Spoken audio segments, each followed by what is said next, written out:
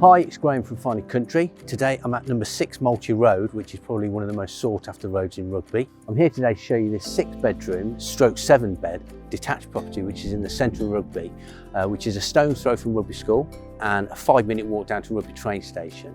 This property's got, as I said, 7 double bedrooms, 5 reception rooms, it's got 2 kitchens, it's also got a basement, and it's all set in 0.3 of an acre. If you'd like any more information about this particular property, the details will be at the end of the video.